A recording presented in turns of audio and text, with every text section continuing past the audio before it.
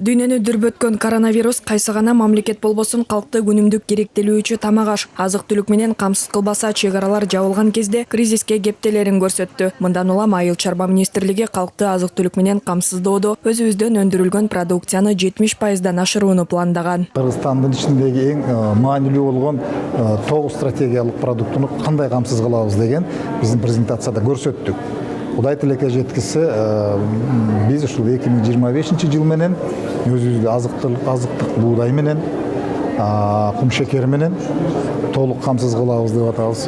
Ал эми тобоктун жумурткасы менен жана өсүмдүк майы менен 75-80% камсыз кылабыз деп болжол кылып атабыз. Айыл чарба тармагын заман талабына ылайык өнүктүрүү үчүн министрлик өзүнүн приоритеттүү 6 багытын сунуштоодо. Аны ишке ашыруу үчүн атайын координациялык кеңеш түзүлүп, эл аралык донорлорду тартуу аракети жүрүүдө. Министрлик бүгүнкү жыйында алдыда аткара турган пландары менен бөлүшүп, ага чет элдик донордук уюмдардын жетекчилери, кыргызстандык элчилер жана ишкерлер менен бул багыттагы серепчилер чакырылган. Негизинен айыл чарба тармагына көптөгөн инвесторлор тартылып, түрдүү каражаттар салынууда. Бирок жумшаган каражаттын натыйжасы менен эффективдүүлүгүн көрүш үчүн баарыбыз биригип келген каражаттарды топтошубуз керек. Биз жогоруда айтылган 6 тармак боюнча ар тараптан колдоого даярбыз. Мыйзамдын талабы бүгүнкү учурдун да талабына дал келип атат. Мен ойлойм, бүгүнкү отурган бул жердеги элчилер, дүйнөлүк финанс уюмдар, башка донор адамдар өтө көңүл коюп, кубаттап жатышат. Буюрса ушул агрардык тармагыбыз Кыргызстандагы айрыкча органика тарабына басым жасалып атат.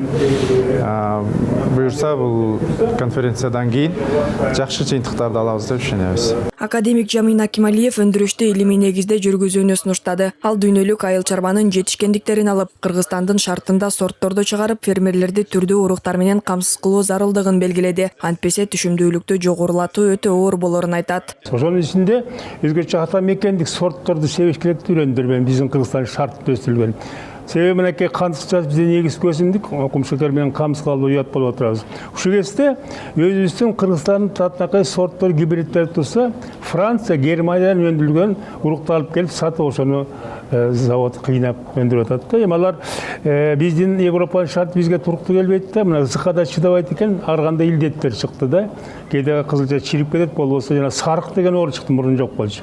Анын үчүн ал сортторду кыйын болсо 3 жылга жарайт экен да, андан кийин өзүнүн күчүн жоготот. Биздин сорттор 15-20 чейин иштейт. Жыйындын соңунда министрлик июль айында айыл чарба тармагындагы координациялык кеңештин биринчи отурумун өткөрүүнү пландады. Анда калкты эң керектүү азык болгон буудай, кум шекер, өсүмдүк майы менен камсыздоо үчүн агро өнөр жай комплекси менен органикалык өндүрүштү туруктуу өнүктүрүүнүн жол-жоболору аныкталып, иш жүзүнө ашыруу башталат.